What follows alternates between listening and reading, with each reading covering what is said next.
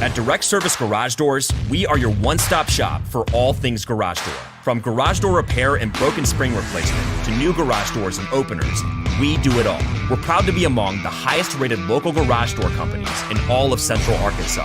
Our highly trained technicians are available 24 hours a day at no extra cost to you. So if you have an emergency, call us today, 501-244-3667, or visit our website at directserviceoverhead.com. Don't wait days. We'll fix it now.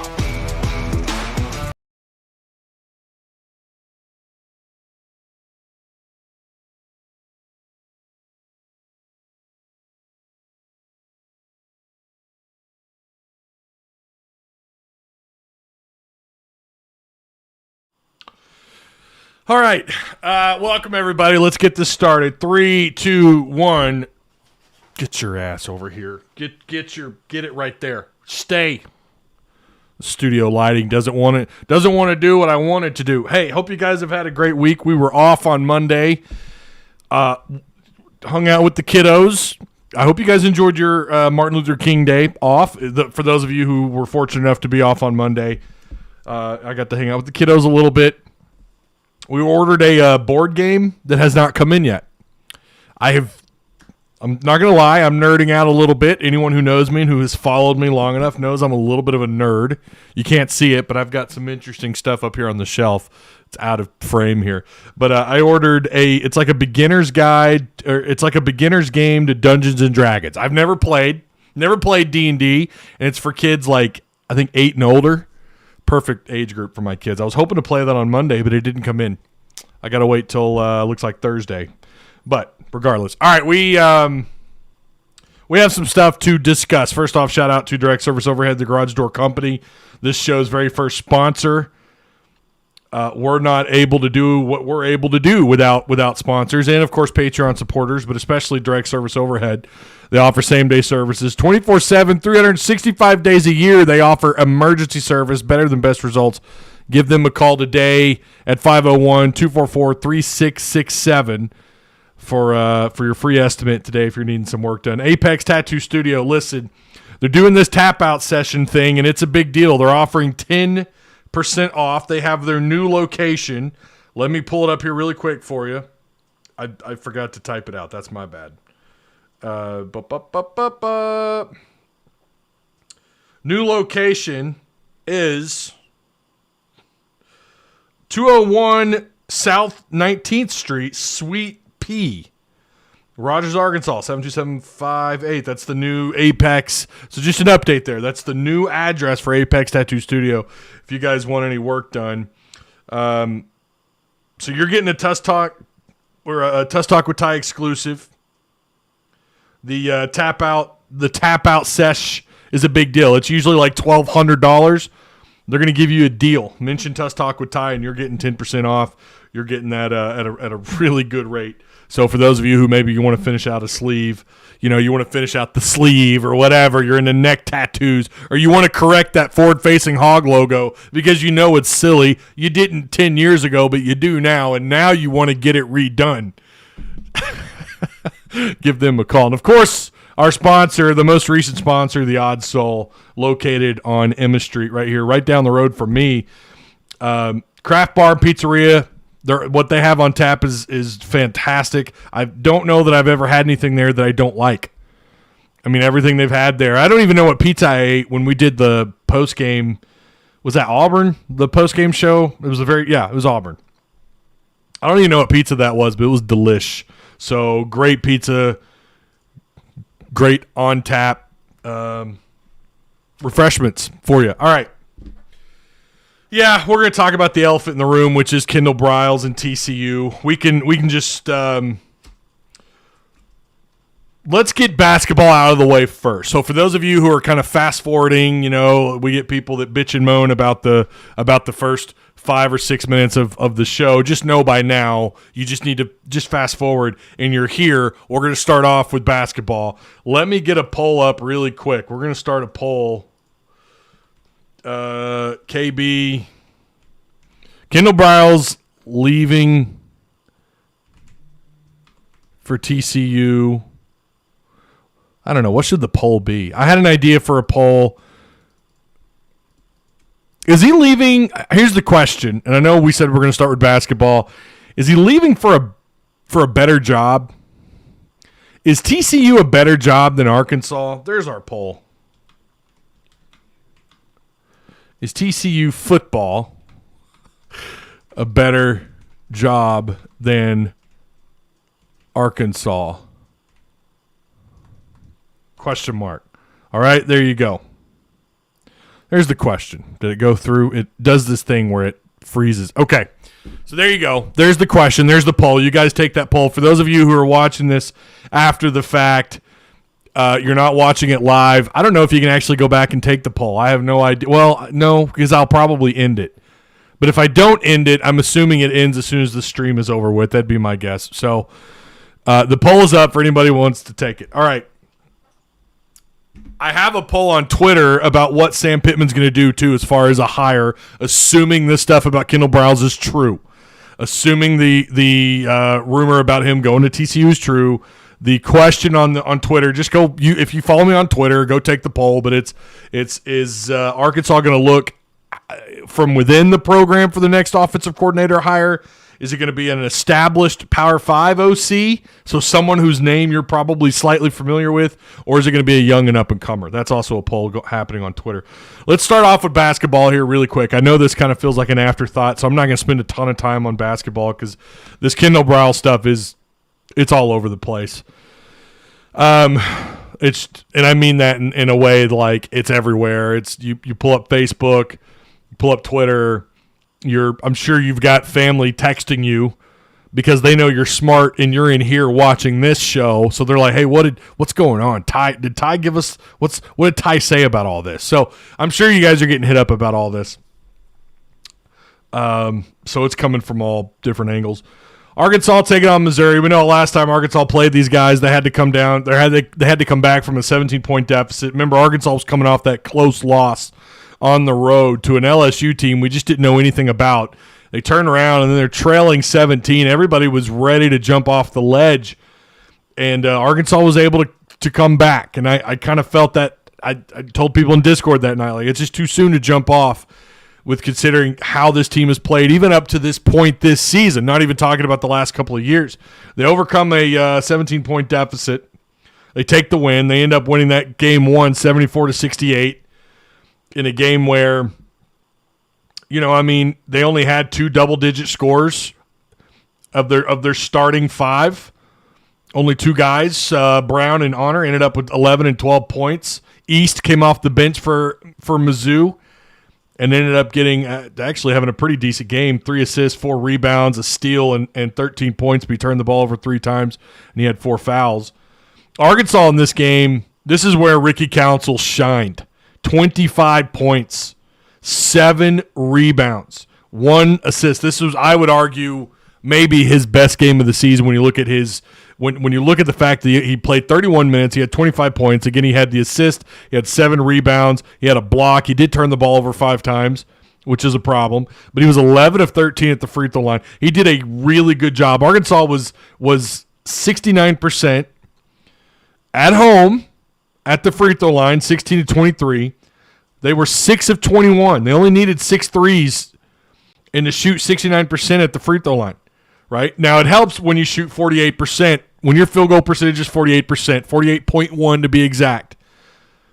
Mizzou was held to a similar number at three-point range. They were 31.5% or 30, almost 32%, 6 of 19, but they were worse at the free throw line. You can argue that that was big for Arkansas when they end up going 14 to 21, missing those 7. They had a lot of bench production.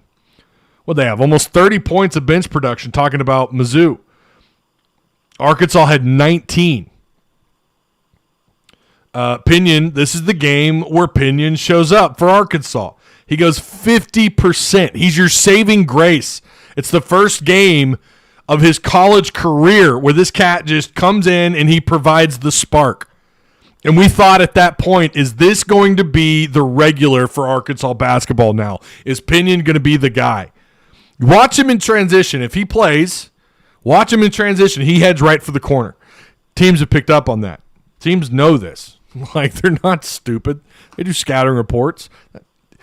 quality coaching matters in the SEC these days.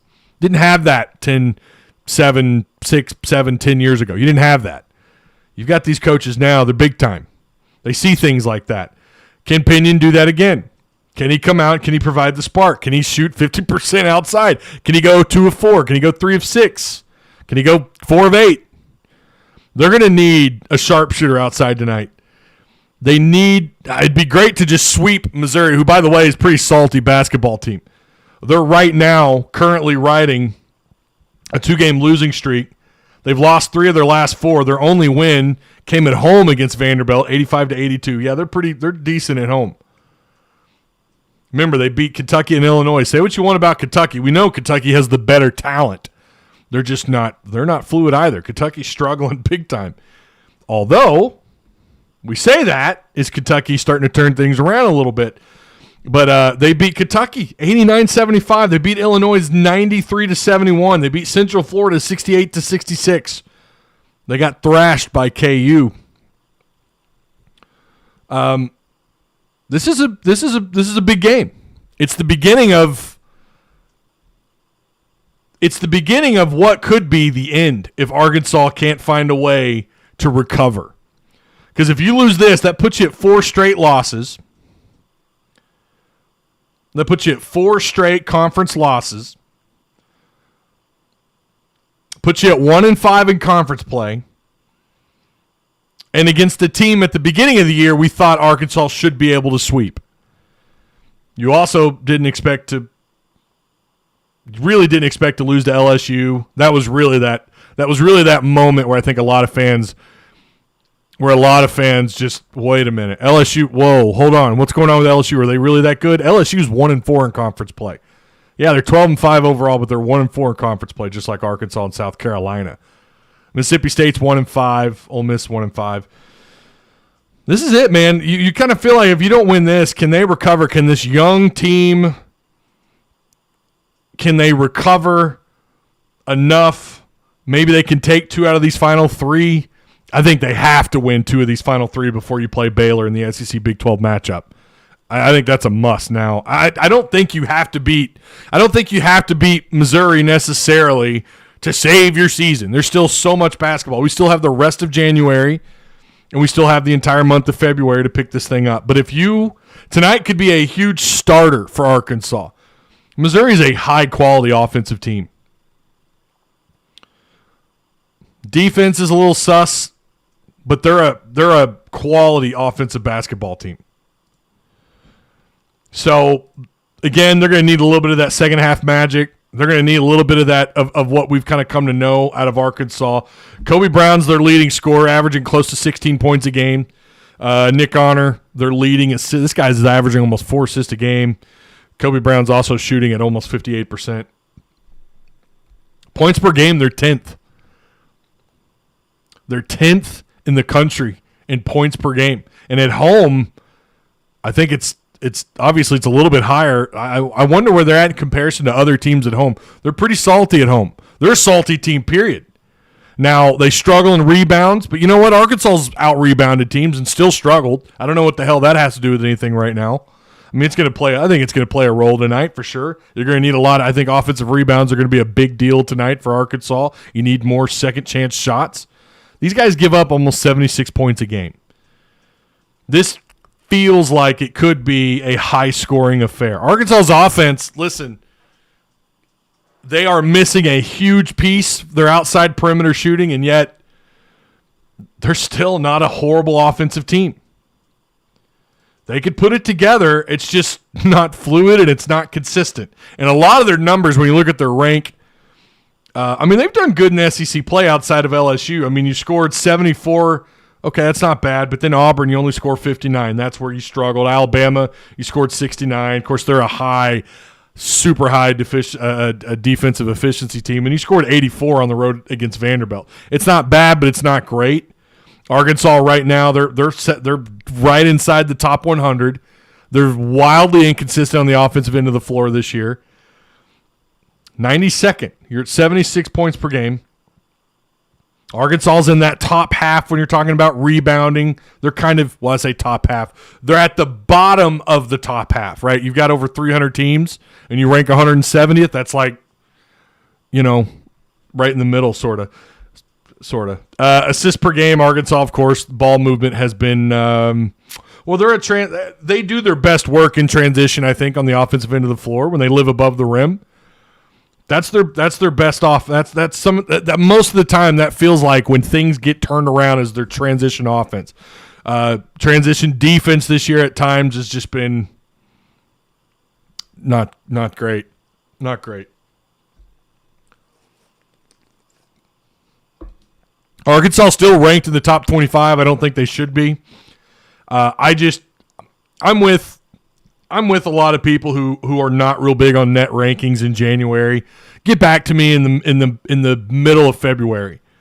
Get back to me in the maybe early to mid part of February. Then we could start talking a little bit more about some of those rankings. But I definitely, and we all know top 25 means jack shit.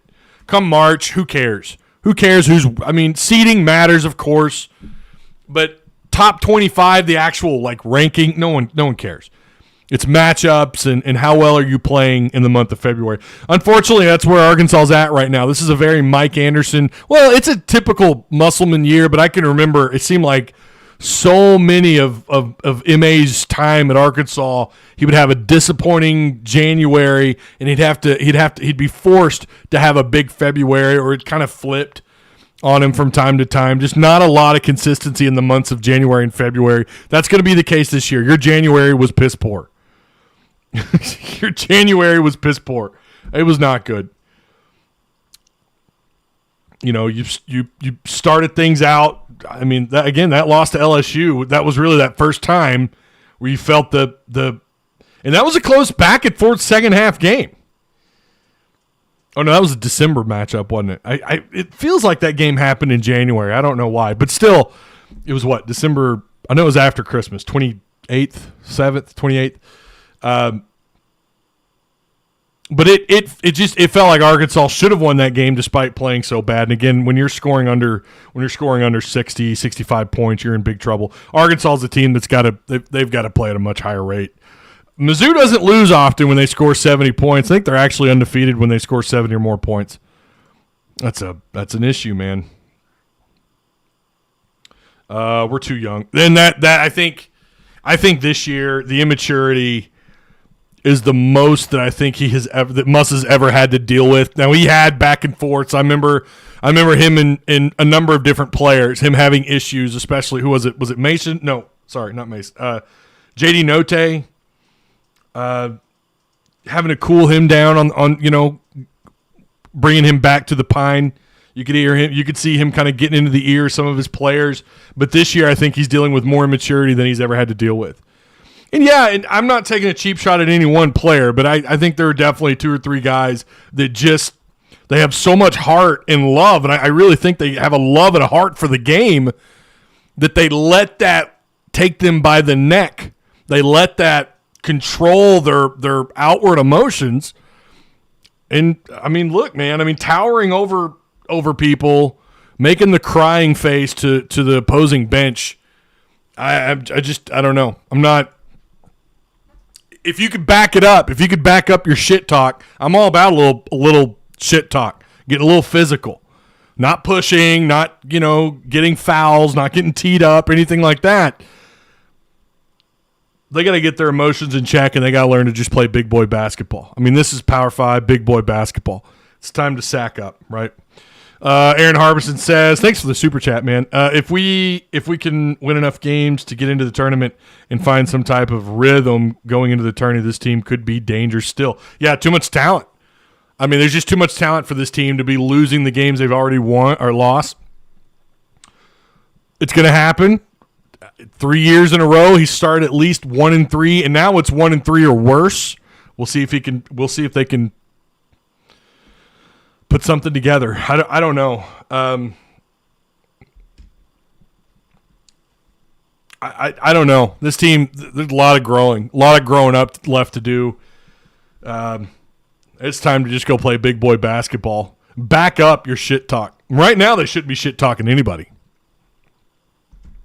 They shouldn't. Who is Arkansas to shit talk right now? You're 1-4 in conference play. You tell me. I've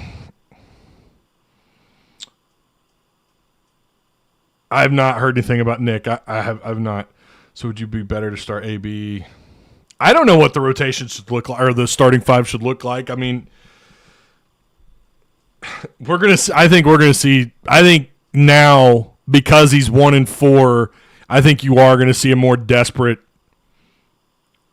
I think you're going to see more Ford. By the way, I talked with Curtis Wilkerson. Ford did not have 17 minutes. I DM'd him. I asked him, hey, that's got to be a mistake about Ford getting 16-plus minutes against Vandy. He confirmed. He said it's 100% an error. For some reason, they gave him a bunch of Anthony Black's minutes. He believes Ford played 3 to 4. So I knew we were all so confused by that, and I don't think they ever corrected it. So I don't know how you deal with that moving forward when you're looking at the stats sheet. I don't know if Musselman addressed it or not. I think that's worth addressing because someone's going to look back and go, well, wait a minute. Ford had 17 minutes in this game. No, he didn't. So what's going on with Dunning? I don't know. I do think, again, I think they're going to get desperate and they're going to have to play. Listen, I also think this is going to be the team's identity moving forward simply because of their lack of an outside presence. It's going to be a lot of grinded out kind of games. I know that's a cliche everyone says, but I think that's what Arkansas basketball is going to be. I think it's going to be a lot of ugly games that are going to rely so heavily on better free throw shooting. I don't know that they have the guy who can come through every night consistently the final 2-3 minutes, the final 5-6 possessions where the ball has to be in that guy's hands. Now, we've seen Devo step it up a little bit. Now, that's saying something when Devo's got to be your guy. And I'm not hating on Devo, but Devo gets his time on the floor because of his defensive play, because his on the ball and off the ball defense. That's how Devo makes his money. He has it in him, spurt ability. You talk about it, he's got it. He can get you a quick 6 points, 8 points. He can find a way to get 10, 12, 14 points. But that's not who I feel like. I mean, and he's the guy. I mean, you got to give him a pat on the shoulder. He is the guy. He's stepping up, but he's not the guy who you can, I think, rely on in the final minutes. And by the way, what good is it being the guy if you don't have anyone else around you helping you out? I really think their final minutes, their final 2, 3, 4, 5 minutes, whatever you want to call it, their play just looks so underwhelming. It's like, maybe that's the youth. I don't know.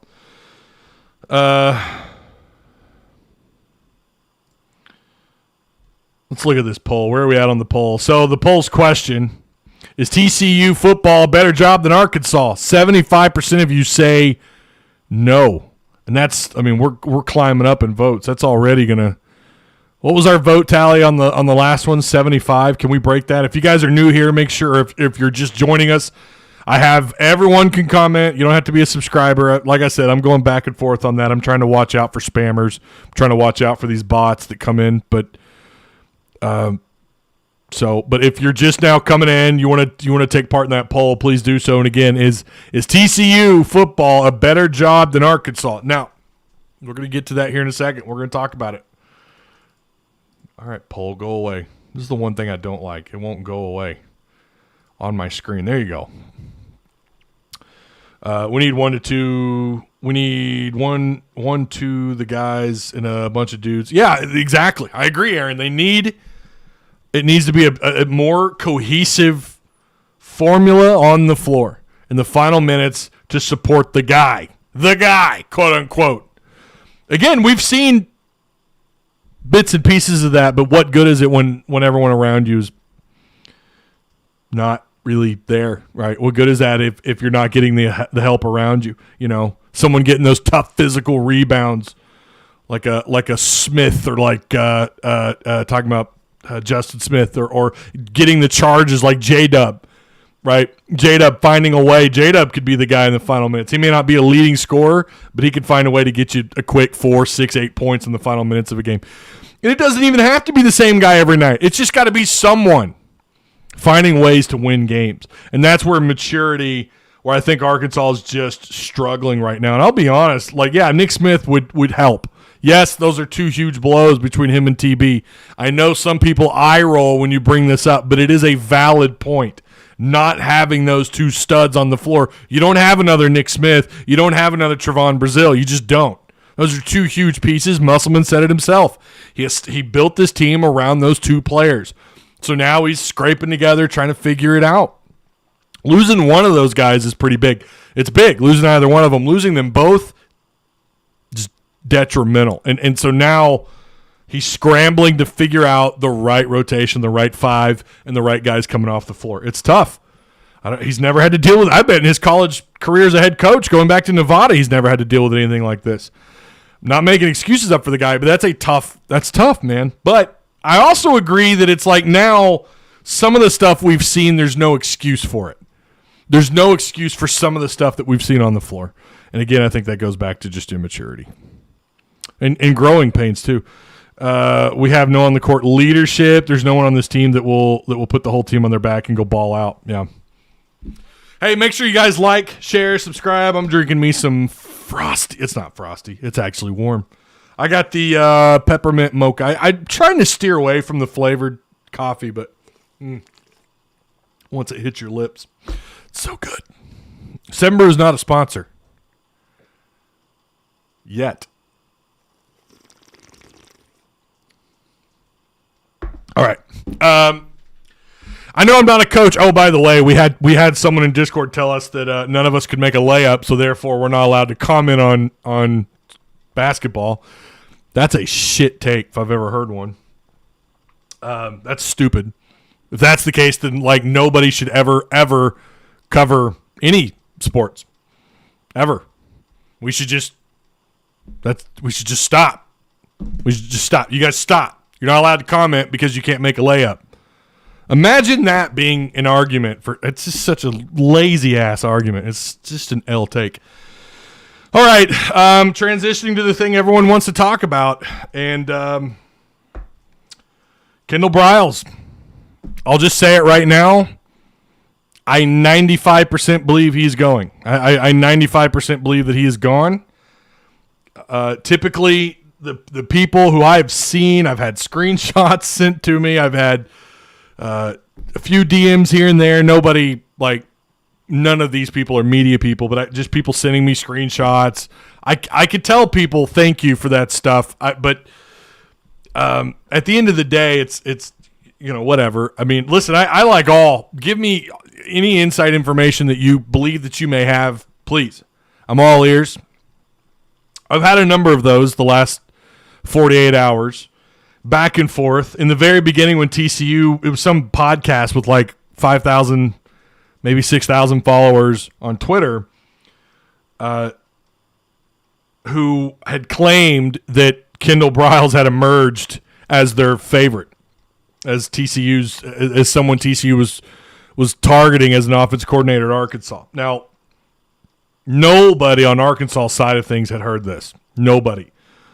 I had reached out, not going to lie, I did reach out to several people who I rely on some pretty good stuff, pretty good information for what I can get. I hate calling people sources because I just hate that word so much.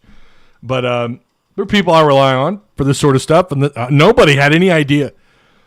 From what I gather, no one saw this coming, so no one wanted to substantiate what they were saying. Turns out, I don't know, if you're a TCU football fan or TCU athletics fan, you need to follow that account because they got the inside scoop. Apparently, they knew before anybody, and just goes to show you, follower count sometimes just doesn't mean shit. I have a hard time taking some of those places serious that are kind of under that 10,000 threshold, but at the end of the day, I'm also very well aware of that doesn't always mean anything. I'm talking about insider stuff, right? Yeah, plenty of people can post really informative stats and recruiting stuff, sure, but that sort of inside track on a coordinator target for them. Of course, their guy's off to Clemson. I don't think anybody in their right mind thought that TCU would target Kendall Briles. Now, Kendall Briles, whose total offense finished within the top 20, top 15, I would argue a lot of that came against some pretty bad defenses, but at the same time, he still did it. I wanted Kendall back for year 4. I absolutely wanted Kendall back for year 4. I think all things considered, yeah, we bitch and moan about Kendall in here all the time. I mean, listen, if you had a bad game, I'm going to call it out. If I'm going to say, look, I think that double pass to Treylon Burks in 2021, the double pass behind the 15-yard line wasn't the best move, I'm going to call it out. If I thought crossing into the enemy territory on their side of the 50, all of a sudden your offense just loses its damn mind. By the way, I'm telling you right now, everyone up in that media box will tell you the exact same thing. All of a sudden, crossing the 49-yard line, that offense just went limp. Ineffective in the red zone, right? Total scoring offense. Going into the KU game, I think they were actually 30 points a game, not 32.5 or whatever. Scoring in red zone were a struggle this year. Scoring at all and scoring in the red zone were a problem. You're in the 30s. It's not horrific. But in the SEC, you want to be north of about 34.5, 35 points a game just to be competitive in some of these games. And individual matchups matter, right? But, of course, you're playing the best that college has to offer in terms of defensive talent, defensive coaching staffs, right? Like, this is the best. Even though the SEC may have taken a little bit of a step back defensively, that was the when you thought of SEC football for decades, it was like, well, that's the premier defensive league. Big Ten might have been known for linebackers, okay, whatever, but the SEC had the best defenders, the most talent for decades. So the fact that Kendall did rack up the kind of yards that he did against those caliber defenses, against this kind of talent. There's also games like Liberty. I mean, I agree. I don't think KJ was 100% in that game, but that game really, really bothered me. Unless KJ, I don't know that we can use that as an excuse all the way through. Yeah, it certainly hindered his ability, right? I think someone had mentioned he might have been dealing with a hip issue, something going on maybe with a knee. But he played. He played the game. If he was so injured that he would have a negative impact on the field, you probably shouldn't play him. Now, you can also argue, well, but Ty QB2 and QB3 were piss poor. Point taken. But you also have to think about the future and the health of KJ Jefferson. Now you're putting him at even more risk. You can look at the A&M game, and I know A&M actually finished pretty high in certain categories on defense, but no excuse for that game, and I don't put that – listen, not all this goes on Kendall. Sometimes it's just execution on the field, and that stuff matters. Kendall is the one thing that you could count on for the most part. At least 80% of a season is you had a pretty good idea of what you were getting out of this offense. They're going to rack up rushing yards, tough physical run game, and maybe they could crack it open with an over-the-top throw to a Matt Landers, Katron Jackson. He had a couple of those. We were kind of hoping that would be the case, or we're still hoping that maybe next year that's Centennia, or one of these new receivers, right? Matt Landers became a 15-plus yard downfield threat, 20-plus yard downfield threat at times this year. You knew what you were getting out of this offense, out of the veer and shoot. Now, you fast forward to where we're at now. TCU, I know they just played in the playoffs. I know they beat Michigan. I know they played for a national title. But TCU is at best the same. It's a similar job to Arkansas. The difference is Arkansas's in the SEC, TCU's in the Big 12. To me, that's a step down. The Big 12 is a step down. And the fact that I think when you look at these guys, when you look at star power, right? When you look at the football team talent composite, according to 247, Arkansas is 25th in the country with 2 5-stars coming into 2022. We know Drew Sanders and Jaden Hazelwood account for those 2 5-stars. 23 total 4-stars. 52 3-stars. TCU is 32nd. 32nd with 1 5-star, I believe was a transfer. And then it might have been, no, I'm pretty sure it's a transfer. And then 16 4-stars. I mean, a decent gap between 4 stars. Not a big one, but a decent gap. But they're behind Georgia Tech, Missouri, Kentucky. Of course, Kentucky has, played a little bit better. But talking about TCU, those are the teams that they're behind in terms of just total talent. Looking at their recruiting classes. Over the last several years, 2023, they end up signing the top 20 class, which is just ahead of Arkansas. Most years, they finish behind Arkansas. 2022, they finished with the 45th overall recruiting class. 2021, they finished with the 54th overall recruiting class. 2020, they finished 23rd. 19, they finished 32nd. 18, they finished 25th. 2017, they finished with the 28th recruiting class. They're similar, and yet in some of those years, they're pretty far behind Arkansas. I'll tell you this right now, TCU in the SEC West, 7-5. Maybe 8-4. Tell me I'm wrong. TCU is at best an equal job only because they made a playoff run. When you compare playing in the SEC at a school like Arkansas, yeah, they've struggled. Arkansas's been down. We know this has been a horrible decade for the Razorbacks. Going back to 2012 during the John L. Smith year, and then the Brett Bielema beginning and end were not good. Chad Morris is like saying Voldemort to Arkansas fans.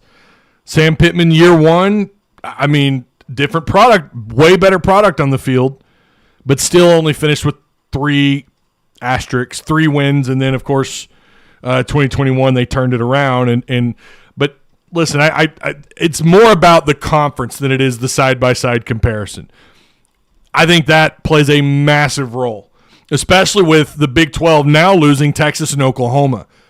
I don't know that we even consider the Big 12 Power 5 after that. Like, why? Why do we consider – like, TCU, in my opinion, had no business being in the playoffs, yet I was rooting for them. I knew they'd get beat. I thought they were going to lose to Michigan. I thought Michigan was going to manhandle them. I forgot. Oh, yeah, Jim Harbaugh's the head coach at Michigan. TCU, Big 12 had no business being in the playoffs. In Georgia, although should have probably lost to Ohio State, there's such a wide gap between the top of the SEC. I would argue the top 5 of the SEC, the top 5 of the Big 10. Compare that to the Pac, to the ACC, and to the Big 12. And I think the Big 12 is either right there in the middle between those 3 conferences or at the very bottom. That's where he's going. And that infuriates me. That is infuriating.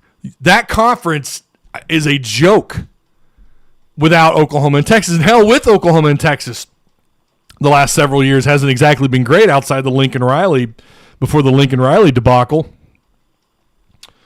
OU fans not really excited about what's going on over there. Now they're coming over to the SEC. We'll see if they get it turned around.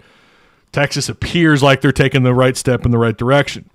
Now they're going to have that SEC patch on their jersey, right? That's going to matter on the recruiting trail. How much when you're already finishing in the top 8, top 10 recruiting every year, but still it's going to matter. They're going to win more head-to-head matchups with some of these SEC schools. I think TCU would benefit greatly. That might be an entirely different conversation if TCU were in the SEC and having just played in the national title game. Then I'd probably say, TCU's a better job simply because of where they've been just this last year. But because they're in the Big 12, it's infuriating. That is, to me, it's especially now. We already know Oklahoma and Texas are gone. They're out of the Big 12. The Big 12 is not on the same planet as the SEC in terms of, if you want to talk about just overall talent and quality of talent on these teams, quality of coaching staffs, the kind of money spent. You want to talk about Forbes' most highest valued teams. A big chunk of them are in the SEC. You could count on one hand the amount of Big 12 teams. Hell, you may not even need half that hand. Texas and Oklahoma. And then who? Right? And they're gone. Adding Cincinnati and Central Florida and BYU. I mean, let's be real. That's where Kendall's going. If in fact he does leave, and that to me is infuriating. TCU side by side, I think is, again, at best, it's a lateral move. But again, when you factor in the conferences, that it's just it sucks. That's supposed to be a part of the appeal, right, of being in this conference. And then there's the talk of, is this a bad look on Sam? Is this Like, how is he not? How is TCU swooping in and taking your guy? I don't know. I haven't really. It's just a question. Actually, someone asked me 10 minutes before I went live. It's a good question. I don't know. We'll have to mull that over. I mean, I'll tell you this much. Here's what I do know. Both of these hires feel like do or die. If these hires don't at least work out on some level where it's at least like on defense, right? You can't do much worse on defense. I like what's going on the defensive side of the ball. I don't know about you guys. I'm pretty excited about what's going on the defensive side of the ball. There's still work to be done in the portal. I think they have 8 spots left there. They just landed a preferred walk-on apparently last night. I saw it, but I knew it was a preferred walk-on. I didn't do a lot of research into it. I knew he was a lineman. Didn't know he was that big. But Arkansas, on the defensive side of the ball, with all the change, I still feel I feel like is heading in a positive direction. Now all of a sudden on the offensive side of the ball, you secure Shamar Easter. I don't know if you guys. Obviously, we weren't live on Monday. We didn't get a chance to talk about that. They added the tall receiver out of the portal from Bowling Green. You were feeling pretty damn good, and then this Kendall Briles stuff happens. I don't know. I'll tell you this much: they're going to have to go out and they're going to have to turn around and make a quick hire. Now, again, my question on Twitter was: Is it a hire from within? Is it an established offensive coordinator from another P5 school, or is it a young up and comer, maybe from a G5, from a group of 5? I don't know. I don't know that fans are going to be real happy with those last 2. I don't know that fans would be thrilled. And someone asked who would be the interior, who would be the hire from within. I would maybe see Jimmy Smith, but again, I don't think they do that. I think they're probably going to go out, and I'm sure they're already on the phone with people as we speak. Hell, they may already have the hire.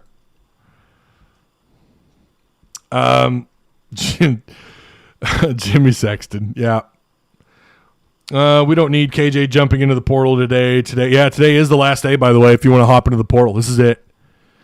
And part of the belief is that that's why they're waiting until tomorrow. Kendall's kind of doing a favor for Arkansas. You could argue from a player's perspective, it's a little slimy. It's also a little slimy to tweet things about being excited about 2023 and then the next week leave the job. But, I mean, I really don't understand it. I don't get it. It's hard for me to pin this on Sam. I get where people are coming from on that. I mean, at the end of the day, is it really about him going back home? From what some of you have told me, they hate him over there. They hate the Briles family because of the whole Art Briles situation at Baylor. Eric Marler says, it's a money move, man. Well, didn't he turn down 1.75 from Mississippi State? Didn't he turn down Miami last year? I don't know what the offer was. I know it was more. I mean, are they offering him more than 1.75? I mean, are they going to pay him is TCU going to pay an offensive coordinator $2 million or 1.85? And is he really choosing TCU over an SEC Mississippi State school? I get it. What's going on there? It's a little bit different. You know, Mississippi State, not of their own doing. I mean, God bless them, losing their head coach. By the way, did you guys see that? What's that SEC sketch show? SEC. What the hell's the name of that? SEC Shorts or something. Anyways, you know who they are. They do all the videos. I thought that was classy. What they did with Mike Leach. I thought that was really cool. But Mississippi State rumored to have offered him, I think it was 1.75. And that apparently had been substantiated from MSU people as well, that it was definitely north of what Arkansas was paying him. And then Arkansas was in the middle of giving him a bump. I don't know what this is all about, and we'll never really know. I don't know. I mean, sure, TCU could probably afford it right now to pay him that. I'm curious what that – well, I'll be honest. If he does leave, I don't give a damn. I'm going to move on. I'm not happy about that tweet that he put out last week and then the turnaround. You know, players are looking at that. Kids in the portal are looking at that. Kids that are signing. Shamar Easter, I know, saw that. I mean, of course he did. And then to turn around the next week and to just bolt. I don't know. I don't think that's a good look at all. And I get too, it is a business. I understand that. I have to remind people here all the time, it is a business. And that is a turnoff for people, especially with the way the NIL stuff is going. You heard about that, was it Florida quarterback backing out or trying to back out of his signee after an NIL deal falling through or something? I don't know. It's ridiculous. JD says, money is everything. Well, he turned down 1.75 at MSU, so I don't know. Question, any chance they could go reacquire Dowell Loggins? I think that is a very unlikely scenario. Anytime you have a coach that just signed on the dotted line only 2 weeks later, I don't think so. Not at the beginning of a 1 year. If this were year 2, year 3 of him being an OC at South Carolina, he was towards the end of it. Maybe his buyout is shrinking over time. That might be a little bit different. Scenario. Briles definitely didn't deserve a pay increase in Fayetteville. Not after this season. I mean, it's hard to argue with that. I mean, it's again, I love it when people want to bring up the yards per game as if that's the only thing that matters. Points and red zone efficiency matter. And they underachieved in both of those categories if you're talking about year 3. But I do think Kendall was a quality offensive coordinator, and I wanted him back for a 4th year. I did. You knew what you were getting out of him. You're getting a 4th year with the same OC. You've got KJ coming back. You've got Rocket coming back. Hopefully all the running backs. Nobody hits the portal. The next portal, I think, is May 1st through the 15th, I believe. Is that right? Someone fact check me on that. I think it's May 1st through the 15th. So hopefully nobody bolts, but top 10 offense in history with your quarterback, 1/3 of the season, didn't deserve a raise. I see his point. Again, when you're talking about some of the offensive woes they dealt with in certain games, certain matchups, overall you have to keep up with the trends. You know, I mean, the market is what the market is, and if coaches are if other schools are coming after your guy, and listen, again, I think you wanted him back. We know the staff wanted him back for a 4th year. I mean, the market is what the market is. If you've got people coming after your guy, then that means his value is what it's that. That's the value. If these teams have a legit offer on the table that's at $1.75 million, then guess what? Arkansas's got to figure out a way to counter that, and that's his value. It's weird. You know, you go back to the Mike Anderson when they gave Mike Anderson a big raise. Going into his 7th year, and he underachieved, and they offered him that raise very early on. I was very critical of that. I mean, I understand it's very complex, and it's just it just is what it is. Boy, the latency on this is wild. I feel like I'm a full minute ahead of you guys. So this is a real possibility. Is gone. Like I said, I'm 95% sure. I'm never 90. I'm never 100%. I'm always, whether that's recruiting or whatever, I'm never 100%, right? Because there's always that slight, tiny possibility that he could, that maybe something falls through. TCU wants him for a reason, and they just, in their eyes, in their mind, they just played for a national title, by God, and they should be able to land someone like Kendall Briles. They want him for a reason, even though a lot of their fans aren't really thrilled about it for different reasons. The fact that he's going to on average, mid-tier Big 12 school,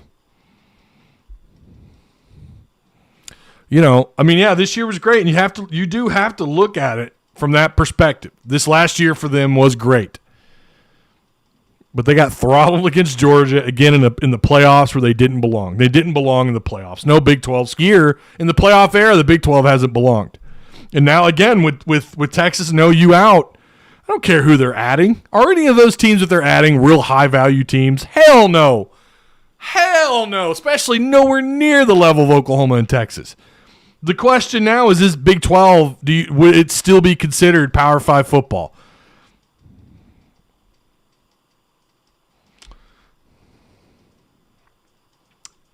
Terso, you kind of hit the nail on the head right there, my friend.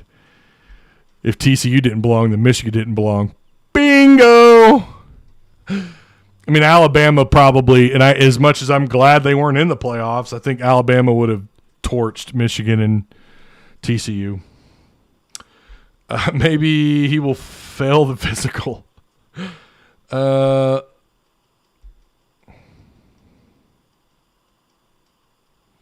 Yeah, I don't know about the Superman fumble. I know everyone wants to say, well, that got in his head. Well, then explain the final drive. I mean, I hear what you're saying. I hear when people bring that up. I get it. But then he figured it out at the end of the game. I mean,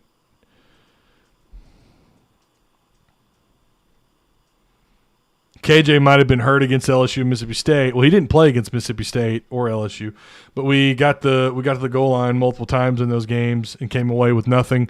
That happened even with a healthy KJ. This KB stuff irks the shit out of me for reasons you stated.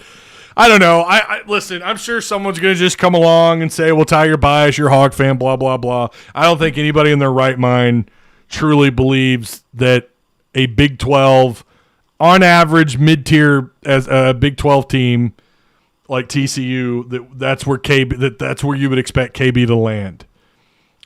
For him to be taken off your hands, however you want to put it. Some people are excited to see him go, and I think you also have to look at the time of year. Boy, this is a bad time to go out looking for a new OC. It's a bad time. The bucket's a little bit more bare. Right? I mean, who really? I don't know, man. I don't know. I don't know where you go. Barry Lunny Jr. You guys keep talking about Barry. I will give him. He was a great in-state recruiter. I mean, he locked down Arkansas. I mean, he was a great in-state recruiter. I thought he did a hell of a job with the tight ends his time here. But their offense this last year. Now, maybe that was Brett. Maybe that was mostly Brett Bielema kind of getting in the way of the offense. But, dude, their offense was not good. Illinois' offense, I mean, I don't know. It was very – and I think it was mostly typical of a Brett Bielema coach team. I'm not saying Barry Lunny won't have success somewhere else. You do have to look at the numbers on the offensive side of the ball to a degree and wonder if that really is the right direction. He'll help you in recruiting. I think he's a hell of a recruiter. But more quarterbacks wanted to play at Arkansas because of the offense that Kendall Briles ran. Can you say the same thing about Barry Lunny? With Barry Lunny, it feels more of an up and coming type of hire, and maybe that's what they're left with. I don't know. I don't think that's the most exciting hire, but I also don't believe that he would fail, at Arkansas. Maybe he would fall flat on his face. Maybe he'd be way more successful than we could have ever hoped for. I don't know. You don't know what you don't know, right? He could walk in and be great. But I guarantee you, year one, if they underperform in all aspects, it's going to be – fans are going to be coming for – I don't want to say blood, but fans are going to be pissed. Like this was the wrong hire and so on and so forth. You don't say shit like what KB said last week. Yeah.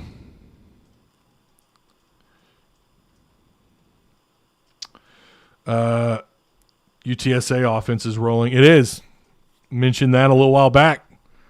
So was Western Kentucky. Now I don't know if that's like a Bobby Petrino thing where the head coach is the guy. I don't know if he's the brains behind the offense. I don't know. Maybe I don't know. You just kind of want a list of all the top offenses.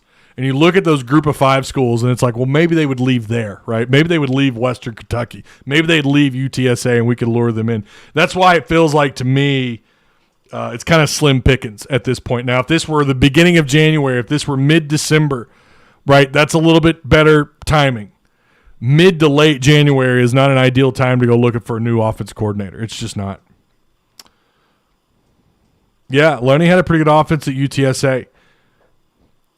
But the guy that was their quality control took over as the offensive coordinator. I forgot his name, and they were pretty stout this year too. You're gonna blame the defense for the LSU game. I mean, you saw the score of those two games, right, Ryan? Are you talking to me? Did you see the scores of those games?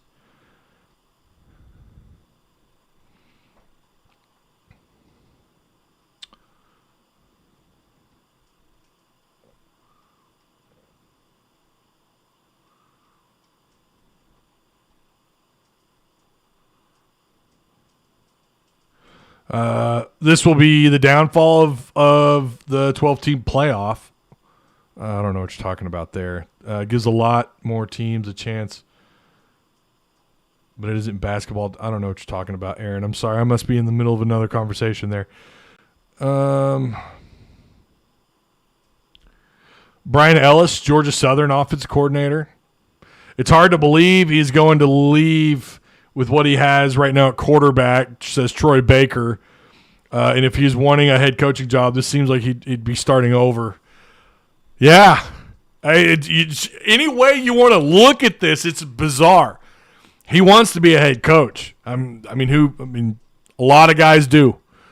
And that had kind of been the rumor on campus. Not that it was ever solidified by anyone, directly from the university, but it felt like that could be. Hell, I never bought into that until he turned down Mississippi State in the alleged $1.75 million offer to be an offensive coordinator. By the way, guys, they're not offering that kind of money to bad coordinators. Miami and the kind of money that Mississippi State, now you got TCU. So for anyone who thinks that he's a bad coordinator, I don't know. I have problems. The scoring offense was not where it should have been. The red zone offense was ineffective. But, yeah, there's so many different angles you could look at this, and it's just a head-scratcher. Why would he want to go to what, especially, again, after Texas and Oklahoma leave that conference? Again, I understand TCU just got into the playoffs. They beat Michigan. Congrats. I mean, let's be real. Michigan also did not belong, but they did beat Michigan, despite how much more talented Michigan is. And but Harbaugh's the most underachieving head coach in a bowl game scenario. He's underachieving. He doesn't win bowl games at Michigan. Byron Leftwich. Hey, yeah, he just got canned. Let's talk about the Briles quarterback recruiting going into year 4. Pittman says recruiting is just as important. Well, right. Yeah,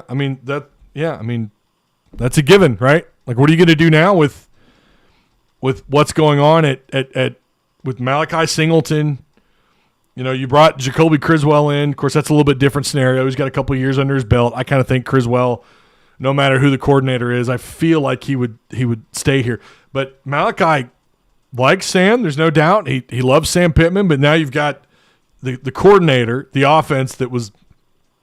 He felt like was tailor-made for Malachi Singleton. I mean, it all is going to boil down. Look, like I said yesterday in Patreon chat. In the Patreon chat, we were talking about this. So many coordinators, they run their offense out of the RPO. The RPO is like the standard. That part shouldn't be as challenging as maybe like it would have been to replace Petrino's offense back in 2012. Like it's not that. I mean, it is.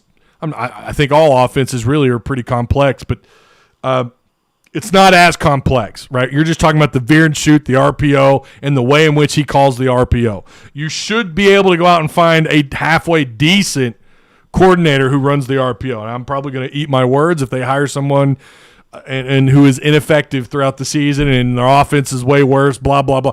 But, like, here are the appealing parts, right?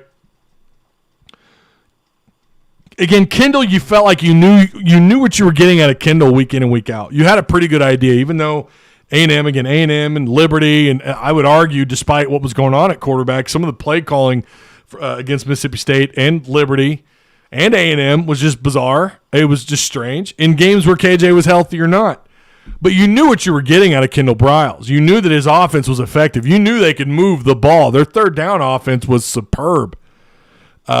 Again, it was just the red zone and just total scoring offense and those are two big-time stats. I've talked about that over and over here. Those are two areas where Arkansas struggled mightily.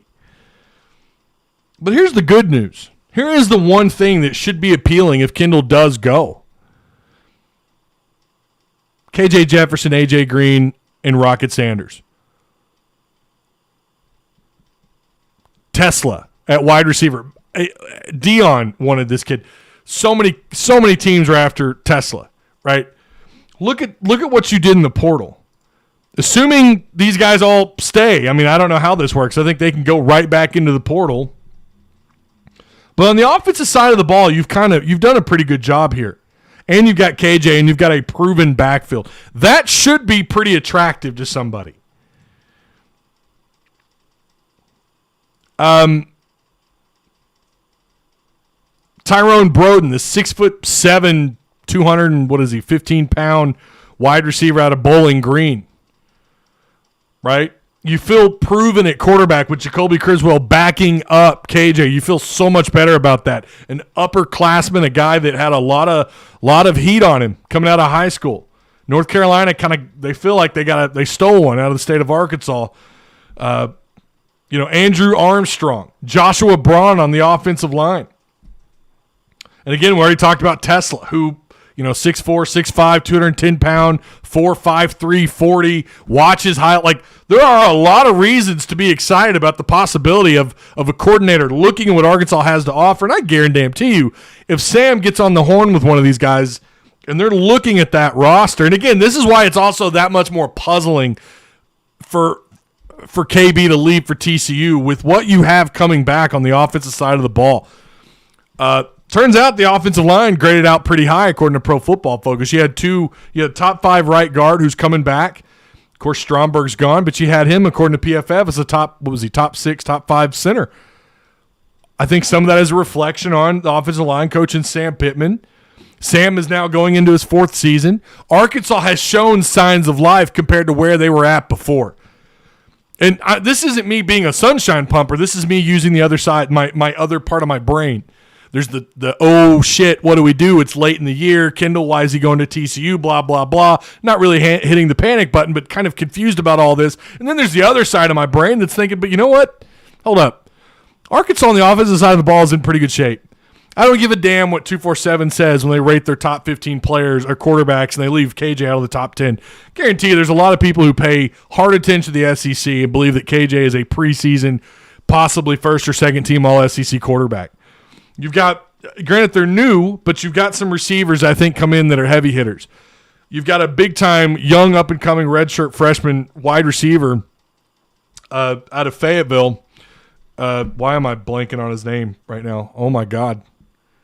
I got going. I blanked on his name. Oh, my God. Isaiah Centenia. Holy crap. I can't believe I blanked on his name. But you have Centenia, right, at wide receiver. Samuel Bakke, who was a 4-star up until about a week before he committed to Arkansas. You have pieces. Ty Washington at tight end stood out in camp. That may not mean much to an incoming coordinator. Oh, by the way, you have Stanford's former tight end coach, a guy that's developed proven pros. And again, you're coming back with, hopefully, assuming there's no more changes on the offensive side of the ball, you're coming back with a third-year offensive line coach and Coach Kennedy.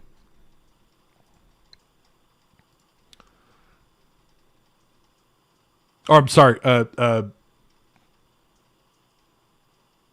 yeah, Cody Kennedy. I don't know why I'm blanking, getting on a tangent.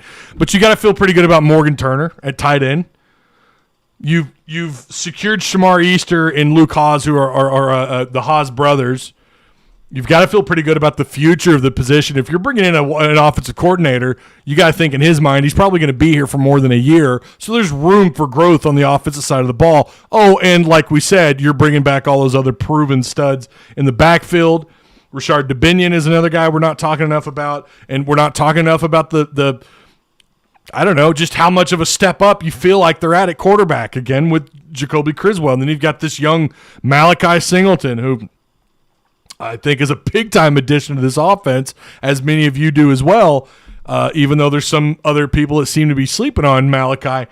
Arkansas set up pretty good on the offensive side of the ball. And so that is the positive side. If you're trying to put a positive spin on it, that's me. Like, yeah, I'm sure I'm trying to put a little bit of a positive spin on it. Sure. But those are the realities of the situation. These are facts that you just can't deny.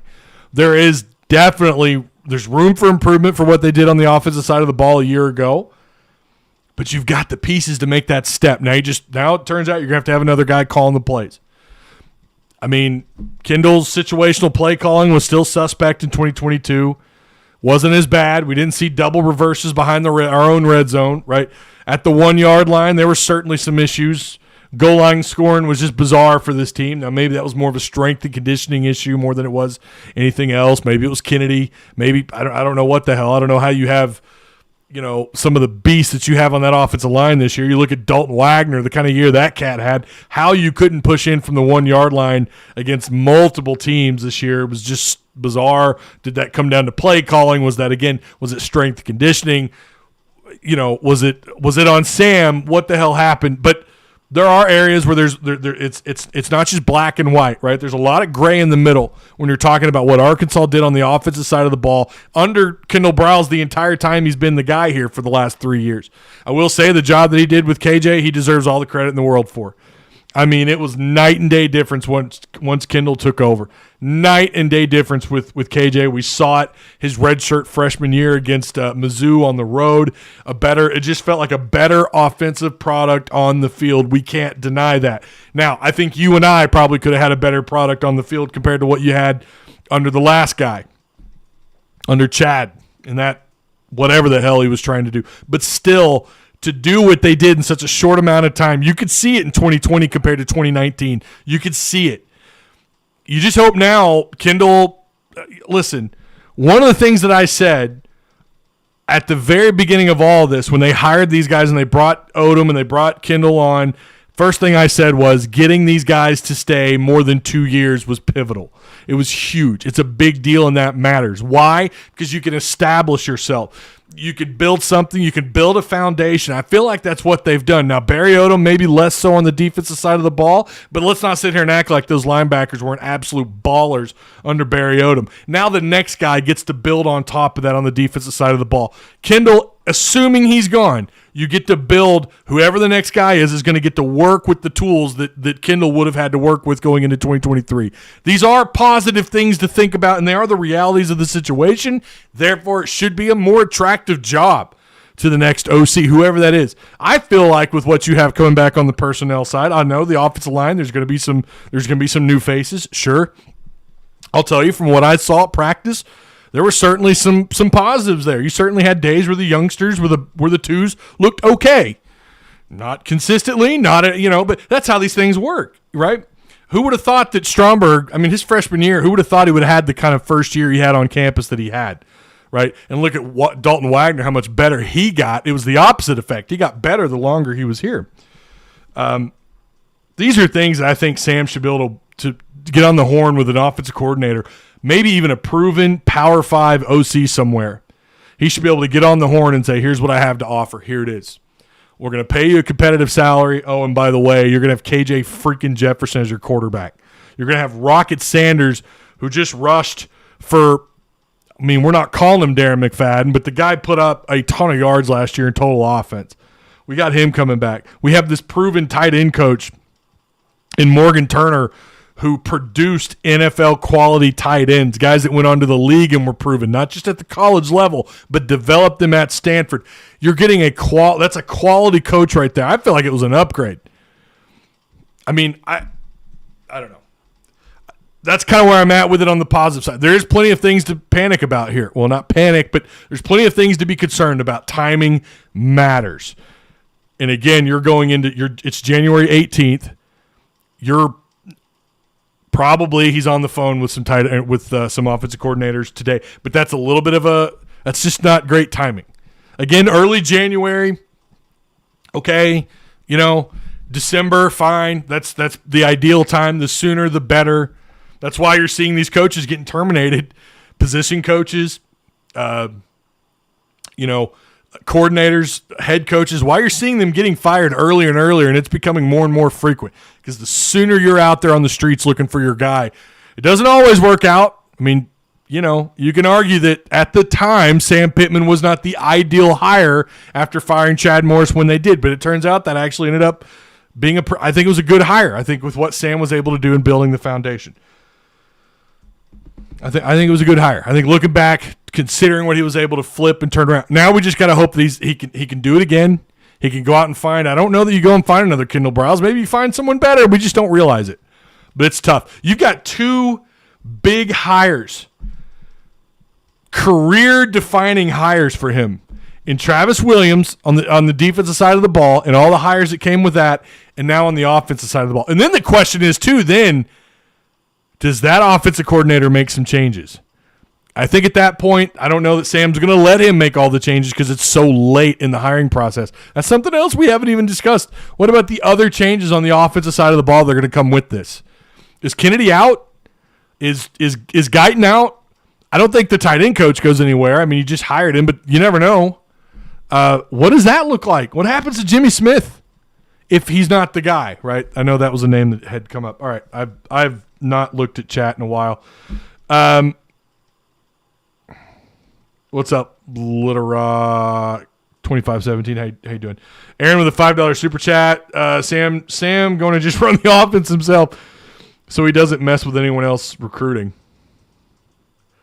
That was the advantage of having someone like Bobby Petrino. I mean, it really was. That was it. You could lose Garrick McGee. You could lose somebody and be like, Petrino's the brains. That's the advantage of having a play caller for a head coach or the offensive mind. That is the advantage. You could say the same thing about these defensive coordinator hires for head coaches, right? Doesn't matter what happens on the defensive side of the ball. At the end of the day, that's his defense. Yeah. All right, we're an hour and 15 in. Let's look at this poll. If you haven't taken the poll, by the way, if you're new here, please like, share, subscribe.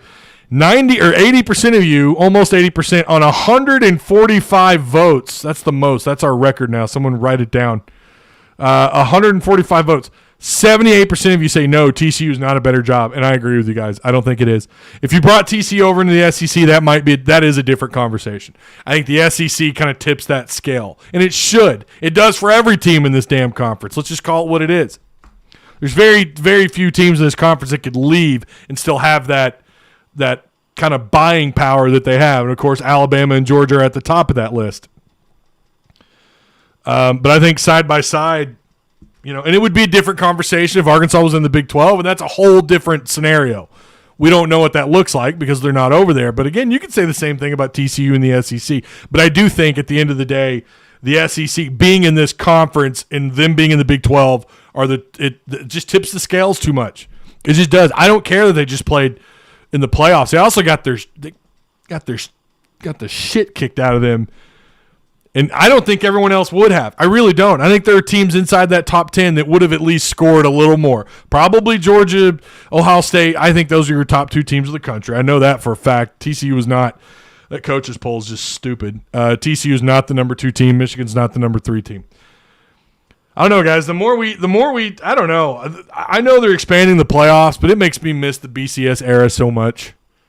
I was all for the playoffs, and I'm for the expansion, but I don't know. Sometimes you just wonder, like, what was TCU doing in there and what was Michigan doing in there? And you look at their resume, it's like, okay, I get it, but the end results, And you don't make those decisions because you don't know, right? You just assume, well, TCU, you saw what they did this year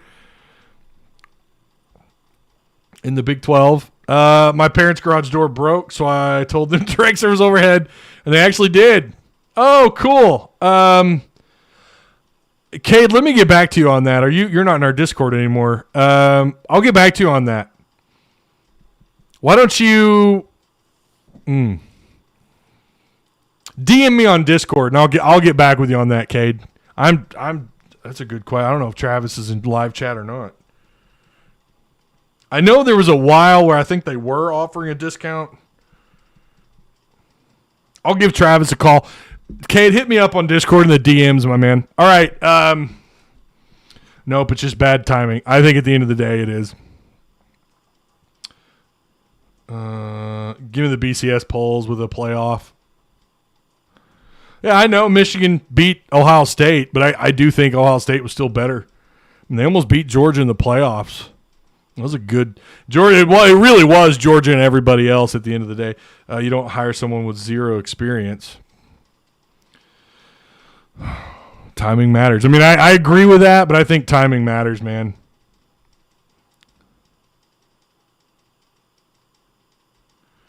Ty Briles' offense is built for the Big 12. He would shine. Big 12 defense is nowhere near. And that on the same side of that, though, Charles, and I hear you. You're not wrong. The Big 12 can't spell the word defense. I don't think they can spell defense over there. It's not in their vocabulary.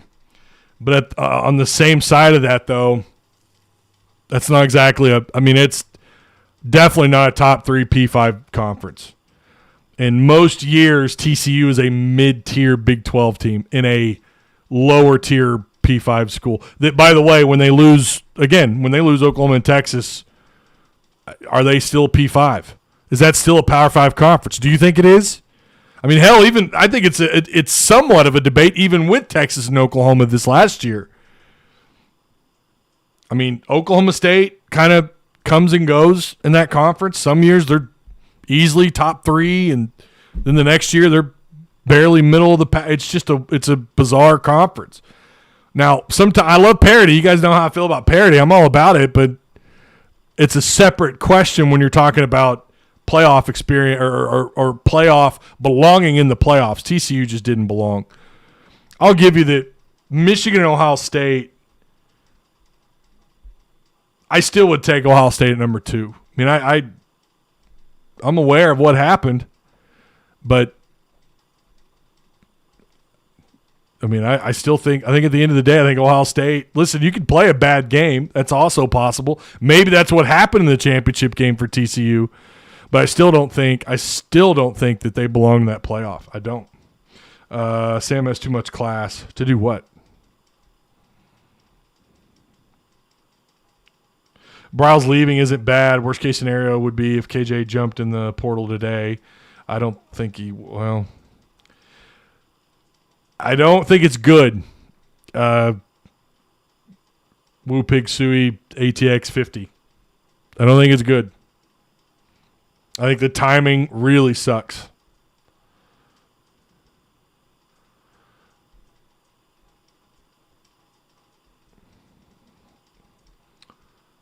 The rumored plan was Briles to take over. Yeah.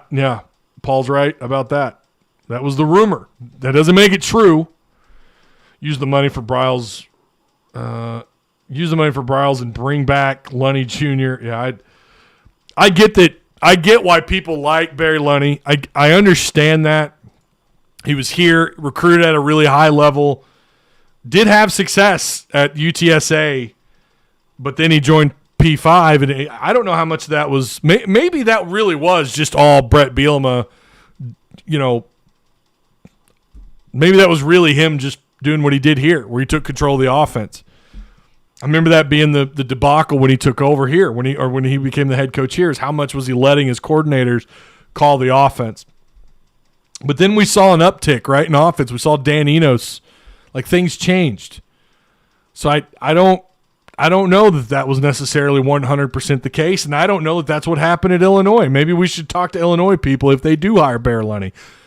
Again, assuming the stuff about Kendall's real. I mean, listen, I think he's gone. I think tomorrow we're going to wake up and we're going to find out. It'll probably be early tomorrow morning would be my guess.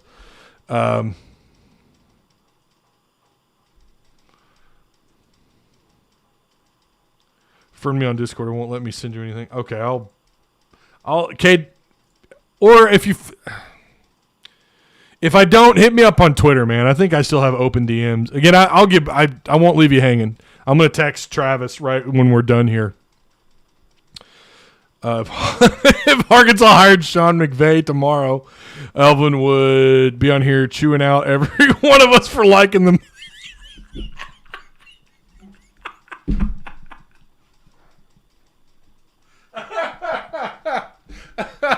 That's pretty funny. Oh, you guys.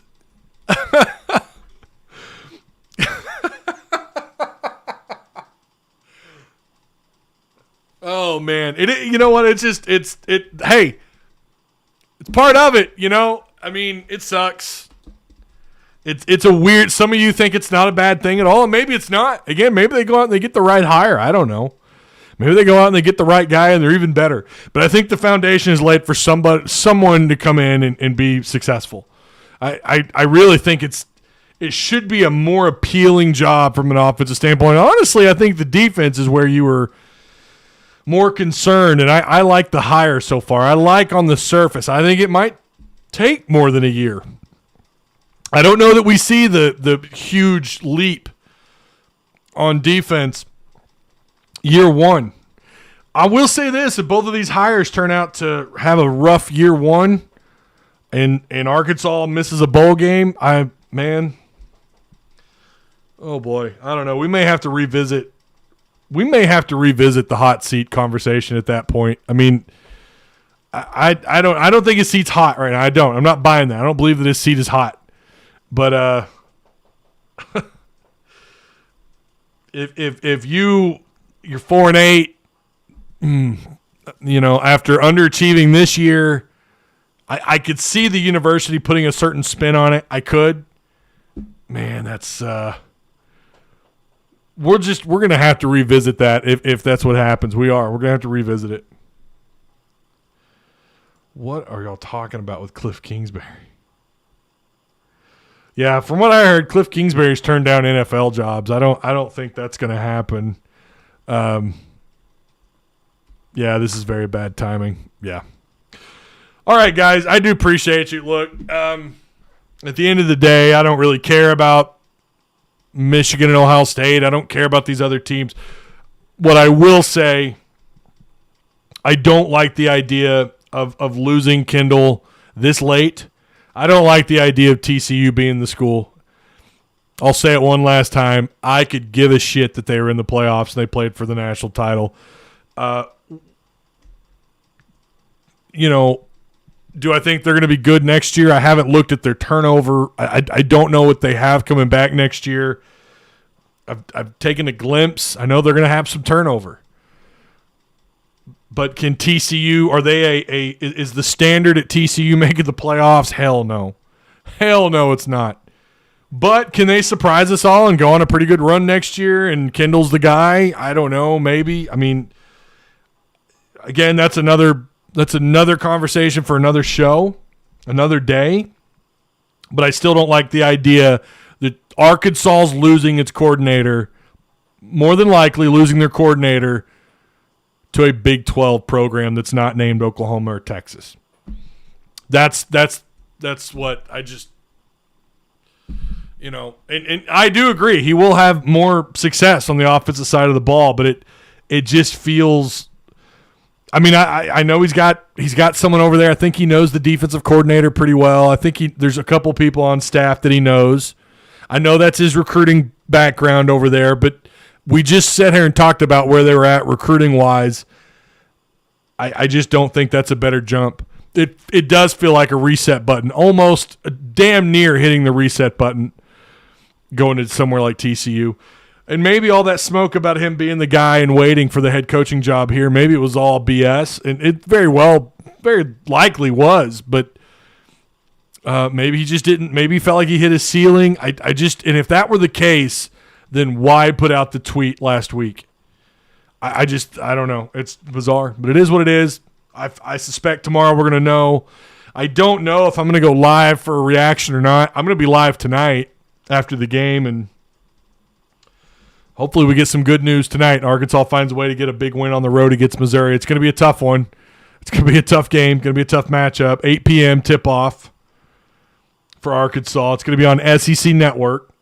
Arkansas right now, again, favored at 59% according to the Basketball Power Index. The spread is at Mizzou at -2. I'm going to say Arkansas wins. I'll see you guys tonight. Woo pig.